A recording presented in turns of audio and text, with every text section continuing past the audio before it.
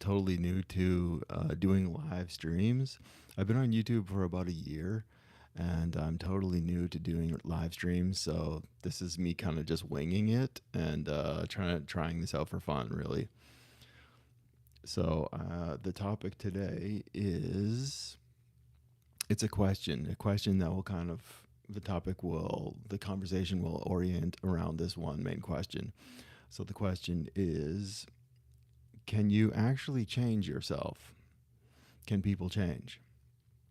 And spirituality, psychology, and the ego of change and how it relates to everything, and religion, and the subconscious, and so on and so forth.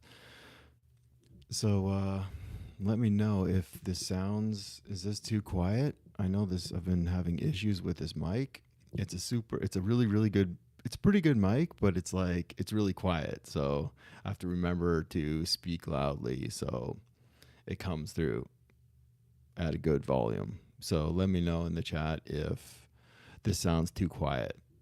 Maybe I need to get a new mic or speak louder.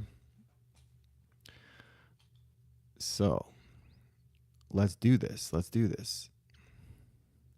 So you can see here, I'm starting at 152 subs. So whatever this says is like when I start the live stream, and it'll be obviously different later, but that's the start. That's the starting number. So if you subscribe, this number is not going to change because I just wrote it down. But yes. So let's get into this. Let's get into this, shall we? Okay. So, why do people repeat patterns? Okay, so you know how people sort of don't change, even if they want to change. They always, people often kind of circle back to the same old patterns, whether it's habit with smoking, or habit with watching too much TV on the weekend, or a habit with eating too much pizza, or too much pizza pops or pizza pockets, or too much chocolate. We always kind of come back to our habits, like patterns, patterns. And yeah, so there's so many reasons for this. A lot of it is the subconscious. So the subconscious has two different camps. One is it's the camp of the first 7 years of your life. Every single thing you hear and see and smell and feel, the vibrations, you downloaded on in like 4K, 8K, and it goes into your subconscious, and this becomes kind of like your installed hardware or software, and it can really control your life and guide your hand to do anything and everything. Your behavior will be modeled after this, whatever you see.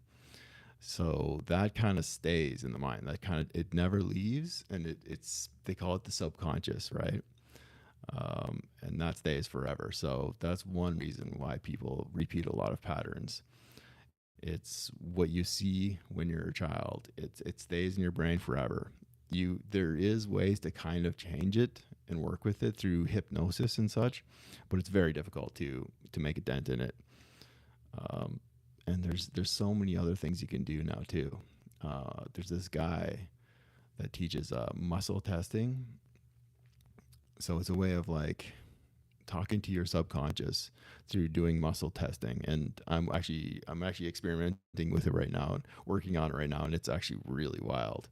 Like, you can see different aspects of the when you're doing muscle testing, you can see different aspects of the ego, and the small egos and the large ego, and you can see your limiting beliefs. You can kind of access them. Positive beliefs and limiting beliefs. Anyway, there's ways to access the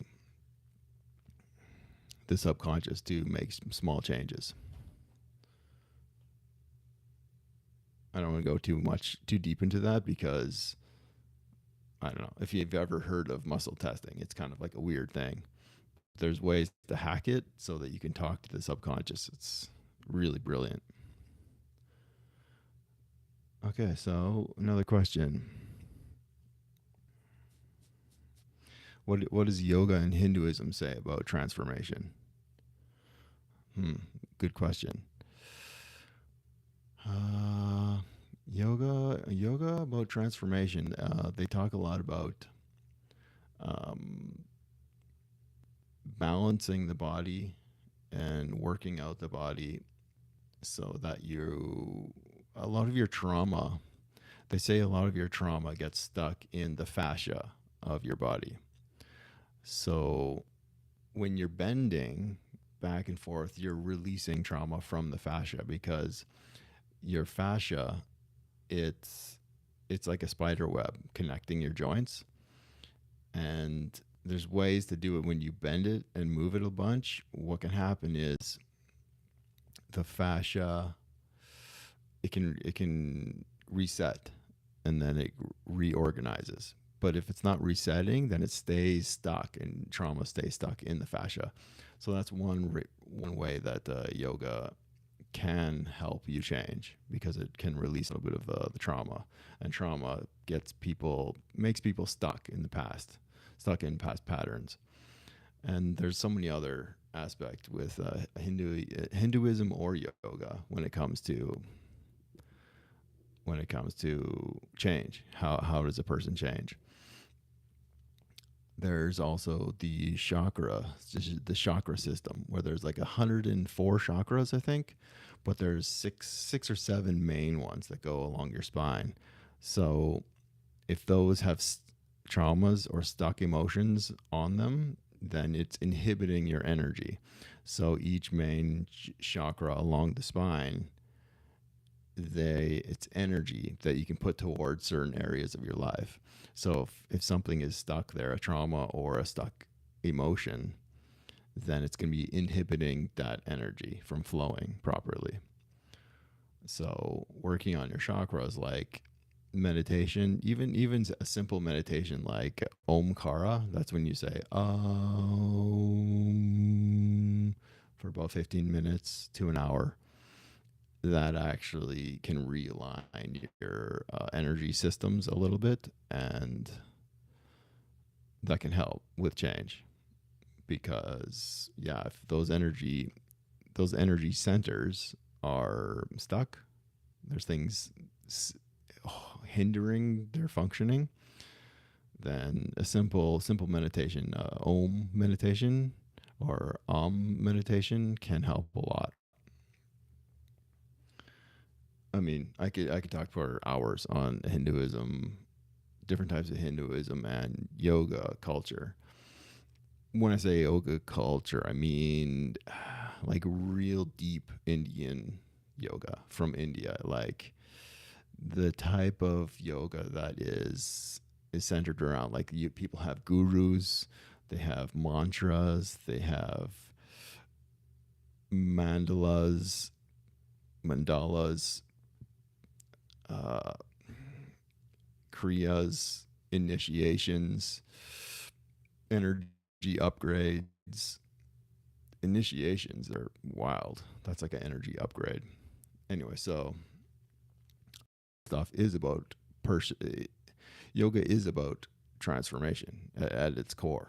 It's about transformation. It's about the human mind, being able to heal and control the human mind and the energy systems.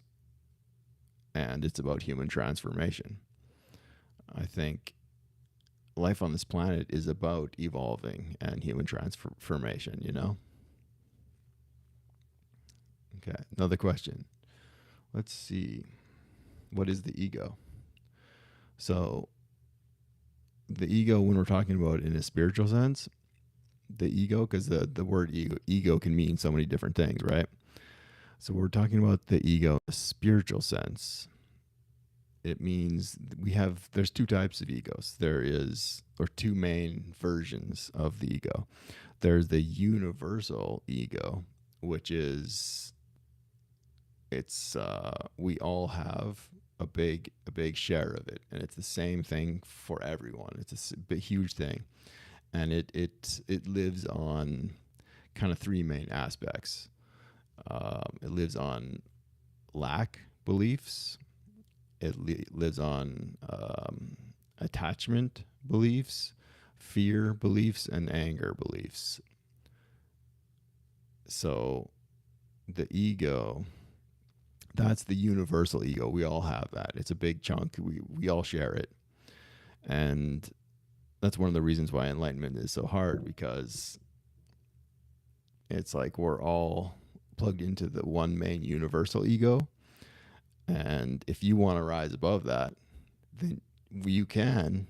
But the problem is, because the universal ego is so large, the rest of the planet, the rest of the people are still on that in that vibration. So they will pull you back down like a magnet, right? Because it's a universal unifying ego. So that's one aspect. There's another aspect of the ego, and that's you have individual small egos. So everyone has their own mind created, life created, small individual egos. Let's say we each have like about 100 of them, and some of them are more strong than others. You could call it like your council, the council, and you have like different personalities in your mind kind of speaking to you, being like, no, that's not my thing. I don't do that. I never do that. That's not my thing. That's probably one of those individual created egos. So we all have about 100 of them. So that's two totally different sections of the ego. Because a lot of people say, oh, the ego, but there's layers. It's not just one thing, right? So when it comes to these small individual created egos, you can go into the subconscious, find them, and you can name them, give them names. Like that is the I named one the other day, and it was the loner ego, and I was like, yeah, that's, and it was like attached to, I forget exactly, but it was really interesting. Yeah, I named it the loner ego. It has something to do with fortitude. When you put psychologically, you put fences up and kind of block out people. It was like the fortitude or fortress related. Anyway, it was very cool, very cool. And I accessed the subconscious, the individual egos, through muscle testing.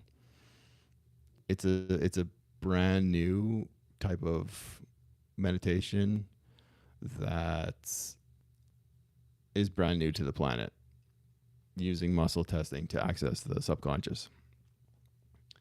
But some people out there teach it. I probably will one day. It's kind of tricky. It's kind of complicated, but it's really simple and easy too. It's just it takes some work, because there's systems and methods, and it takes a little bit of work, but it's really wild, very cool stuff. Okay, we're at 14 minutes. Not bad, not bad.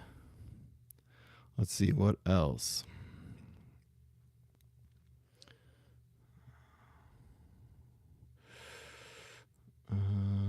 Right. In general, people don't change. I mean, it's like events, like extreme events can change people, and being whatever crowd you're around, you eventually become like those people. So people do change, but in a lot of ways, people don't change, because the way that everything you learn when you're a kid, when you're zero in the womb to like 7 years old, it solidifies in your brain, in your subconscious, and you kind of stay the same. And there's another aspect to that too that's really interesting, and that is generational trauma or generational memory in your DNA.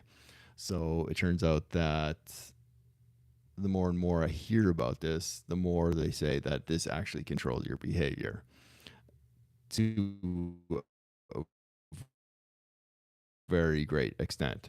Some people think that it's like a small little bit, it controls your behavior a little bit, but it's showing up now in science and research and psychology that your generational DNA memory controls a lot of your personality and your behavior, which is very cool. They talk about that in certain circles in yoga culture, and um, they have methods for disconnecting from your generational memory, but they do it in a very respectful way. They say like honor your parents, honor your grandparents and your grandparents, honor them, but there's ways to kind of detach from it so that it doesn't run your life for you and you have more free will. That's another thing that's really cool too in yogic culture is that they say that you kind of don't have free will because of the mind, because of your family, because of your DNA and your upbringing, all your circumstances. Everything that happens in your life brings you to the point where if you were in someone else's, like if you took your soul and put it in someone else's body and you were born where they were born with their DNA and raised the same ways, you would end up acting exactly how they act. So it's like, where's the free will then, right? So with a lot of yoga culture stuff, what happens is you're slowly growing your own free will. It's an interesting concept. I know we all have free will, yes, of course, but it's like how much do you have really? Think about like you take a person and they try to change every aspect of their life or even one aspect, and you talk to them 10 years later and they're like 100% exactly the same, or how people as people age they become a little bit more like their parents because they're just living out their DNA memory. Okay, another question. We're at 17 minutes. If you have any comments, put them in the comment section. I don't see any. I think it's turned on. Okay. This is my my first live stream for my YouTube channel. So if it's not amazing, bear with me. They'll get better as time goes on. People don't change. Yes. Egregores control people. Yeah. So most people haven't heard of the topic of egregores. Hello, Sin, Sinji says hi. Hello, nice to meet you. I hope I'm pronouncing your name right. Welcome in. We're just talking about how do people actually change? Can people actually change? So egregores. They're sort of a new in spiritual talking and spiritual circles. You could ask him if we were influenced so deeply by our DNA, family, and upbringing. How do you actually tell the difference between your own free will and patterns inherited?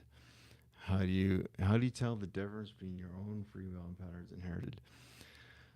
That's a good question. It's a very deep question, because your subconscious and your DNA and all this stuff, it's hidden. It's deeply hidden, and the ego actually makes it even more hidden.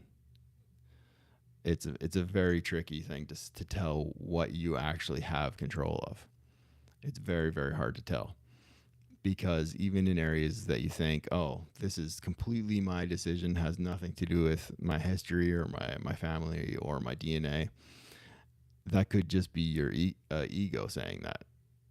So it's hard to tell what is influenced by your DNA and memory and your childhood, but it's safe to say pretty much every single thing you do and every choice you made is very very influenced by your childhood, your DNA memory, generational trauma or generational memory. In yoga cultures, they call this karma. So there's like your own karma that you've created through your choices and behaviors, but you're also carrying your family's karma from their choices and behaviors and lifestyles, and you're also carrying karma from your grandparents and your great grandparents too. It's almost like saying a way of memory. It's a way of saying memory, but it's also a way of saying uh, cause and effect. It's also not, karma is actually very similar to the Christianity idea of the golden rule. Do unto others as you would have them do unto you is essentially very similar to the idea of karma, of course. What's next? We're at 21 minutes. Okay. So, one other thing I will say is that if you are really into finding out what is controlling your behavior, one thing you can do is research muscle testing menu work and muscle testing subconscious work, and you can go into the subconscious and you can see your limiting beliefs, your individual small egos, and you can see traumas and stuck emotions, and you can even see how you're plugged into egregores. That's what we were going to talk about, egregores. Okay. Synology says, I agree with you. I think a lot of our choices are influenced by childhood, family experiences, patterns that we're not even consciously aware of. It's interesting to think about how much. Yeah, it influences us greatly. It appears that we have complete free reign on everything, and you kind of do in a way. You can make any choice, you know. You can go down that road instead of this road, but underlining in the subconscious, there's a lot of programs running that completely strongly nudge you in every decision and every action, strongly influence you, but you can't. It's subconscious. It's not. You're not conscious of it, but it's there. It's very very powerful. Hypnosis can help with the working on the subconscious too. Also, therapy, working on trauma, that can help. Uh, Synogy says what we call free will is actually shaped by those hidden influences. Yeah, to more or less a degree for sure. I don't really understand the muscle testing part. Yes. So I'll listen to you live if I'm still awake then. Three. Oh, it's late where you're at. What country are you in? If it's 3:20 a.m. That's when I get up in the morning and you're still up. No, I get up later, like 5. Interesting. Thank you. Can you call? I don't know what that means. Can you call 29 uh 292? I don't know. Oh, South Korea. South Korea, very cool. Very interesting. Lovely people in South Korea. We have some influx of them here in Canada, where I'm at, and lovely people, beautiful people, beautiful women. I must say, gorgeous, beautiful. Yeah, Lori. Hey there, how's it going? If this is who I think it is, because I know a Yell. I don't know if this is the same one. Yael. Hello. Hello there. So I was on the topic before of egregores. So egregores, egregores are a wild, wild thing. It's like if you have a bunch of people come together and they believe in the same thing and think about the same thing and they have gatherings based on the same idea, it can create a crystallized thought form that starts to live in our atmosphere here on the planet. It starts to live. It takes its own life form, and it's like AI. It crystallizes and it starts to think on its own, but we create them, egregores. They're kind of like, you could kind of call them like massive demons in a way. That's not what they are, but for all intents and purposes, that's kind of what it is. And these egregores, they siphon your energy through you having reactive moods or be having addictions. Like if you just have to eat like 5 chocolate bars every single week, that could be you're connected to an egregore. We're all connected to egregores, and there's like maybe 100 different egregores out there. Um, One egregore would be like the medical industry, right? Or the Monsanto farming industry. Those are connected to massive egregores that influence everything. Sports, like super popular sports are connected to egregores. Think about it. It's like you go to a sports stadium and people are chanting and like cheering, and it's almost like a religion, right? And they are very influenced by egregores. So are religions. So that's another thing that controls people. Egregores. It's a very wild topic. Like type in Google like egregores. How do egregores control people? And a bunch of stuff will pop up on YouTube, and it's wild. It's wild.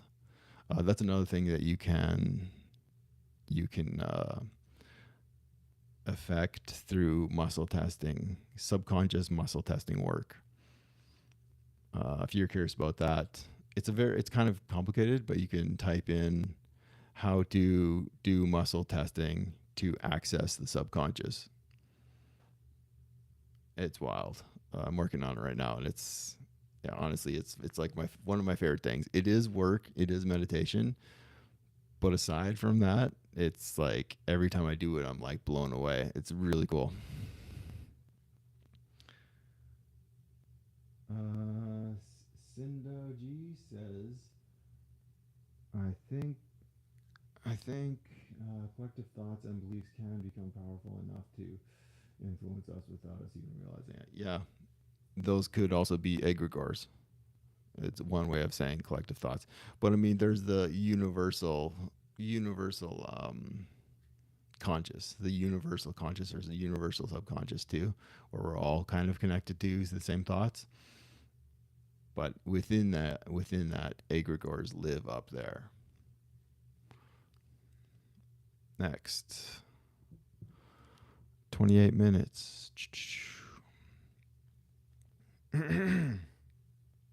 Excuse me. What do Christians say about change? That I don't know too much. Christianity, I think it's about allowing, like, let go and let God.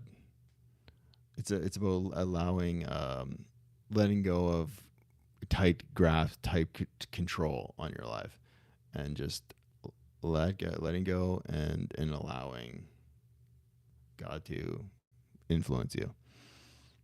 Does it work? I mean, I could maybe. I don't really know. I know in some circles when people talk about the present moment, how do you flow into the present moment? And one way is by letting go.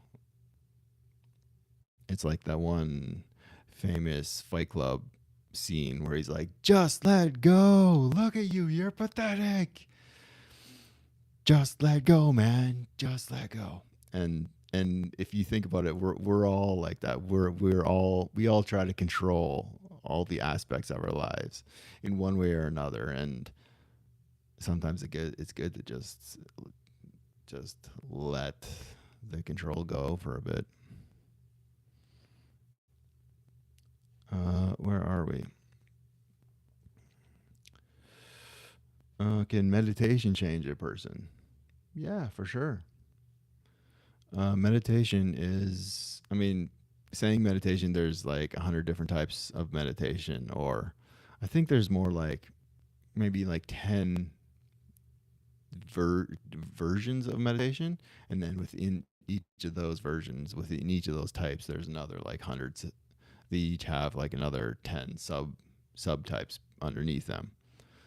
Uh, yeah, like you could say chanting is a type of meditation, or mantras are a type of meditation. That's one of my favorite types, actually.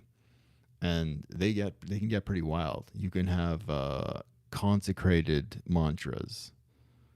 So a consecrated mantra is like when guru and students in an ashram, they come together and they energize the song, the mantra. They energize it through many practices and rituals, and they give life to the mantra. It becomes a living, crystallized, positive entity. That's another thing too with egregores. They're negative entities, right? Crystallized thought forms. So there's also many positive entities out there too. It's not just negative, of course. There's always both sides of the polarity. So meditation can it change you? Yeah, for sure. I mean, I've noticed over a few years of daily good Kriya meditation, Omkara, saying Om, that kind of meditation, breathing, pranayama, and mantras. I've noticed substantial changes in my life, like better concentration, better energy, better mood, better emotional stability, all sorts of things like that. They can help a lot, and you know, they help center the hemispheres of the brain when you're doing Om, because that can get out of whack a little bit. And yeah, they just help stabilize emotions and your nervous system. So they can do a lot. And when you're talking about enlightenment, a lot of people generally reach that through years of intense meditation. And if you're talking about human evolution, a lot of people uh, they evolve through meditation. So they say we have like 7 chakras, right? And you have a chakra right here in your gut. And then you have the heart chakra right here. And you have the throat chakra, third eye chakra, and the crown chakra. And then there's 2 more large ones outside on top of the head. And then there's 2 more below here. You have the gut, and then you have the around the navel, and then at the bottom. And they say our world that we're in, our lifetime right now, this planet, all humans are around right here. It's the third. Is it the third? Third big energy center, third chakra. This one right here. And for the planet to evolve, for people to evolve, we have to fully unlock and turn on and fully be living out of this chakra, the heart chakra. So that's the stage of evolution for this planet, and we're down here. So the problem is, if when you become enlightened and fully have this turned on, fully living out of your heart chakra, the problem why it's so hard is that we're all here, we're all stuck here. So every human is like a magnet. So you might have experiences where you come up here and you're like, whoa, that's experiences like this would be like you feel like you're in heaven and you're in the Zen state of mind and you're like stuck there for like a week and you're like, whoa, this life is blissful. But then you go back down here and you're like, why? I want to go back up there. And the reason why it's so hard, one of the reasons, there's many reasons, is because humans, all humans and this planet, it's all like a giant magnet. So they suck you back down here. If you were to incarnate on a planet where everyone is operating out of the heart chakra or the throat chakra, then you would just automatically live out of that center or this center, because humans are magnets, so they would pull you to the same level of enlightenment. And I've heard, it's funny, I've heard that most planets, most realms that you can incarnate are around here and up. And here is like, when you're in this deep Zen state, that is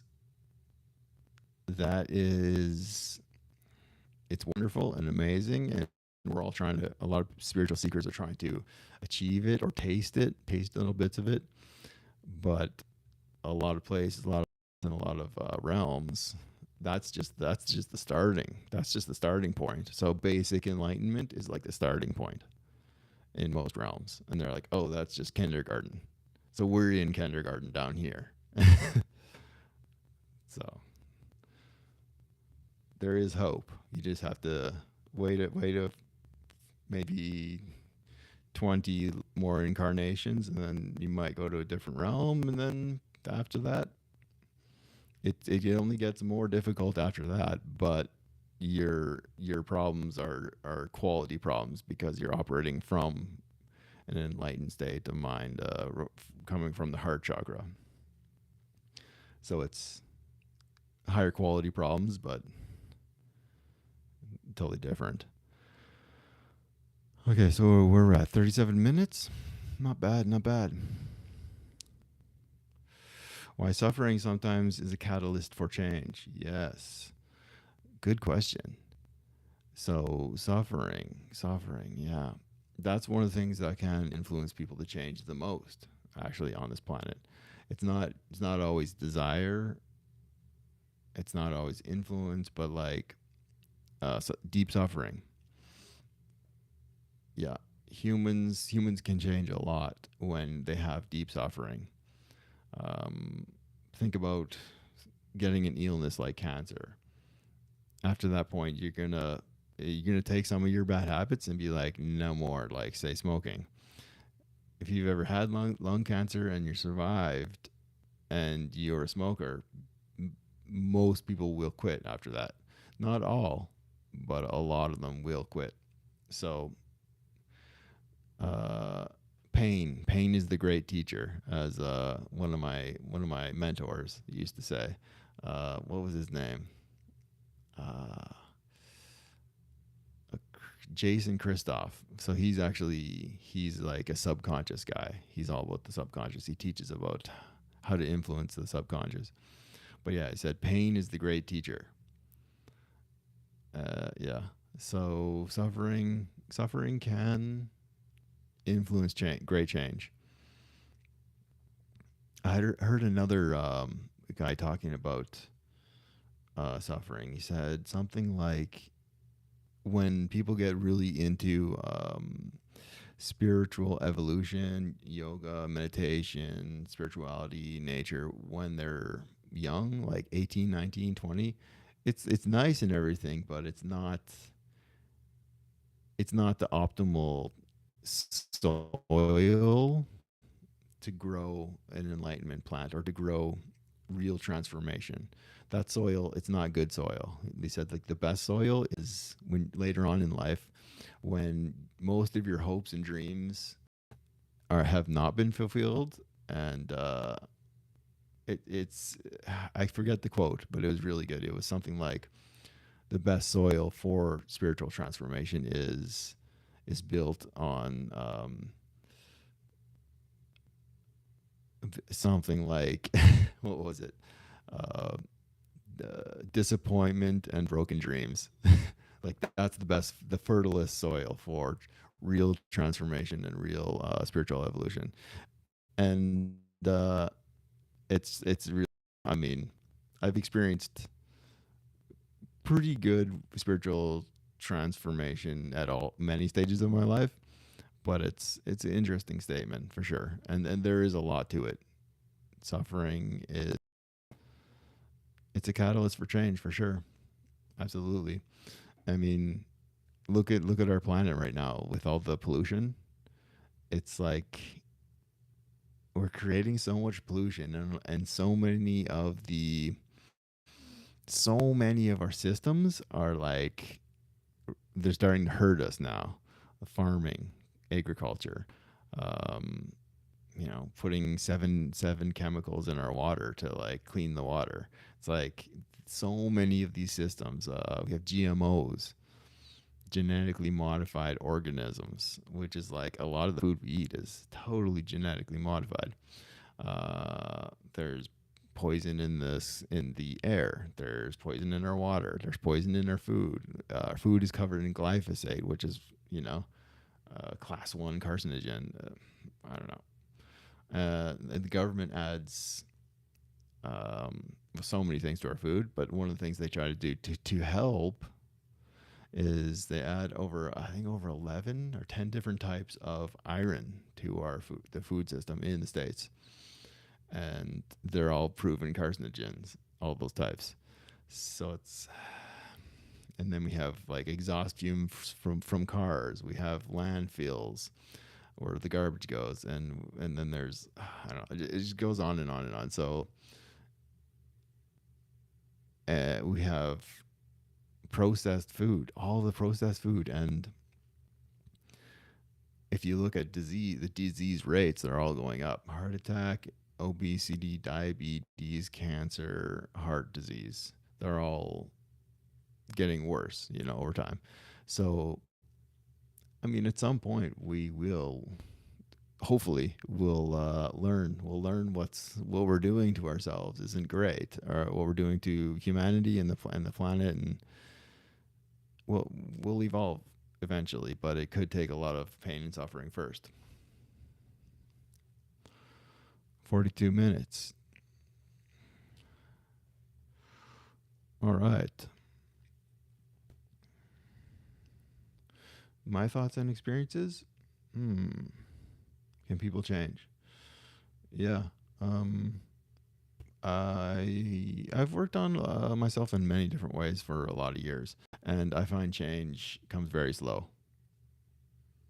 Like a few years back, I quit all intoxicants because I was really really dedicating to the yogic path, like very seriously. And yeah, they say no intoxicants, kind of like how a monk would. And there's other reasons for that too, of course. Um, but yeah, I mean, I think that helped with change a little bit. I mean, say if you're not drinking, uh, then you have a little more energy in the morning, and you have a little more clarity at night. So if I'm doing yoga and meditation in the morning and at nighttime, I was able to stick to them a little bit better without drinking. So it's like one really good change choice to stick to can help you have a little bit more free will for the rest of life. Another thing I found that was helpful too with quitting into all intoxicants was that it was another form of escapism. So it's like some problems that I wasn't dealing with became more evident when I quit all intoxicants, and that was one of the benefits. And it's not the benefit that is kind of like, oh yay, this is fun. It was more like, damn it, now I have even more problems. It was like that. It was like I have actually more problems now with being 100% sober for many years now. Uh, yeah, I realized I have more problems. So I don't know. It's interesting, but I mean, you gotta.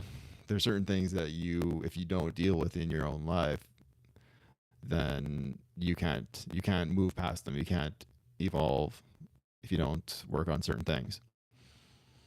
Not always. Sometimes you can change, totally change your life and not worry about your own past or whatever. And that's very possible too. You can change through doing, creating habits and doing, and then that through creating habits, making yourself create habit, that influences your psychology and your DNA. Or you can go in straight and do like work specifically on your subconscious through therapy or muscle testing or meditation or hypnosis. So you can go either way. Force yourself to create healthy habits and really stick to them, and that will. So it's external that will influence the internal over long periods. So you can work with from the outside in, or you can work from the inside out and go straight and do work on your subconscious, work on your trauma, yeah, and that the working from the inside out. I think both are needed if you're serious about change. You got to do work on both aspects. Life is about balance too, right? So if you're just only working on your subconscious and meditation and hypnosis, and you're not working on your external life, then that's totally off balance. Everything, a good approach for everything is healthy balance. I think I find.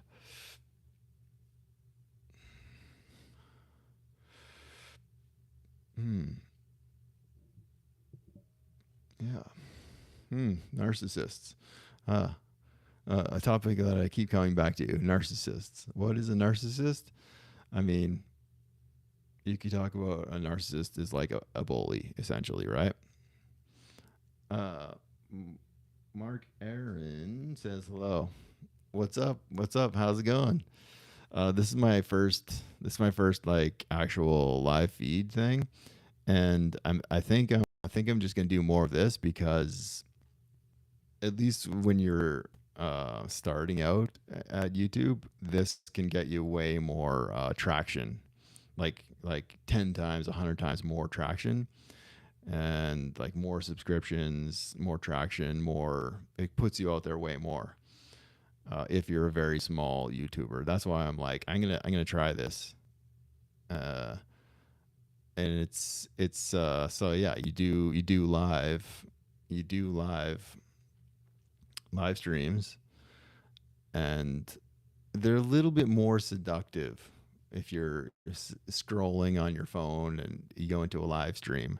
It's just better. It's live. It's just better than a recorded video, right? It's a little bit more real. Everyone's looking for more realism, right? Especially in this day and age. And then after your live stream can be used as a regular video after that. So it's like two for one, two birds with one stone. And it's just yeah, you get looks like people can get way more traction because I'm not getting any traction with my YouTube channel, like basically none. So yeah, so I know I wanted to try it, see how it goes. How are things? How are things, Mark? How's it going? I'm not even looking at the camera properly. Yeah, this whole time I've been looking at the wrong spot. Oh well, next time. Next time we'll do it better. Oh yeah, so I wanted to say one thing last about narcissists. So narcissism, another term for narcissism, other personality disorders that are like narcissism are very very similar. They're just slightly different. That would be psychopathy, a psychopath, or a sociopath, or dark triad, or there's another type of narcissism, a malignant narcissism, which is basically the same as a sociopath. They're all essentially the same thing. Or you could say like a really bad bully. Those are all basically the same thing. There's slight differences. You can be a narcissist if you are a psychopath or a sociopath. you are 100% also a narcissist. A narcissist at the core of is at the core of psychopathy or psychopath. You have to be a narcissist to be a psychopath, but you aren't necessarily a sociopath if you're a narcissist. You can just be just a narcissist without being those other things. So what I wanted to say about that is one thing that's interesting is narcissists are actually in some ways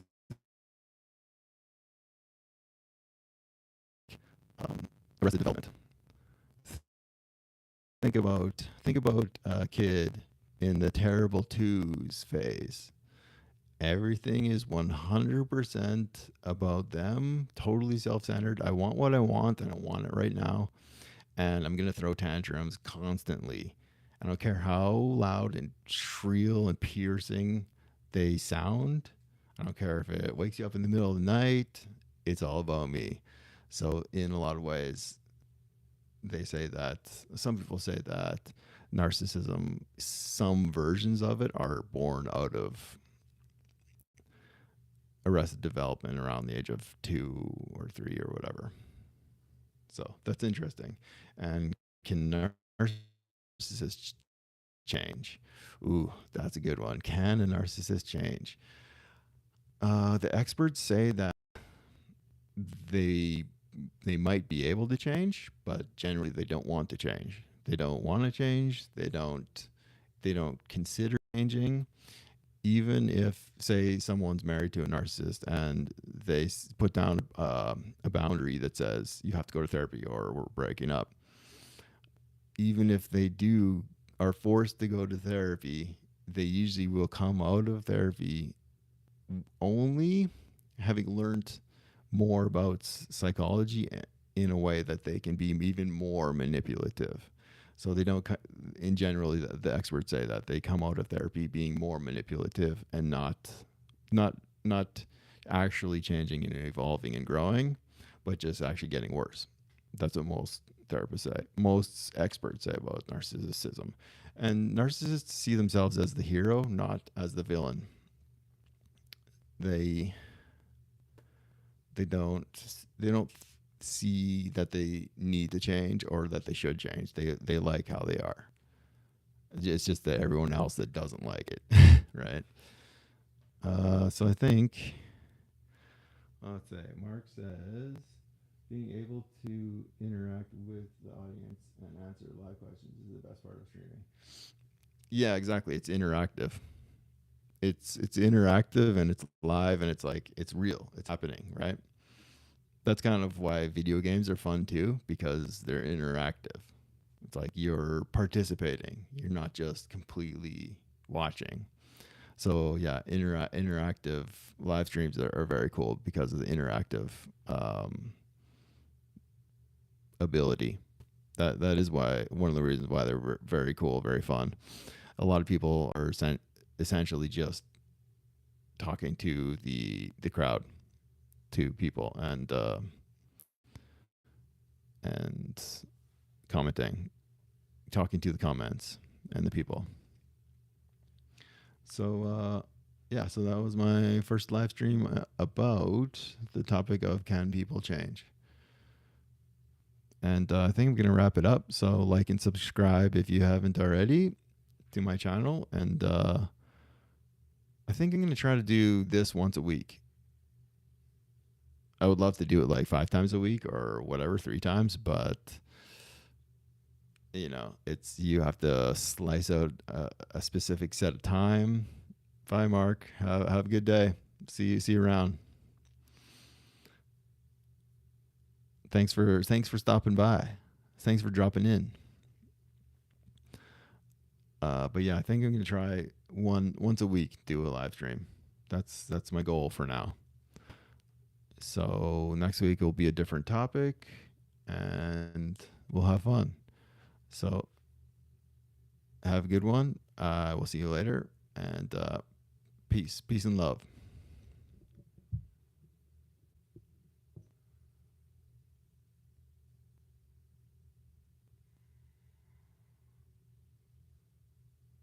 Oh, Sinji says, "Thank you, bye," and you understood some of what I was saying. Have a good one, Sinoji. I'll see you another time. Peace. Bye. Bye for now.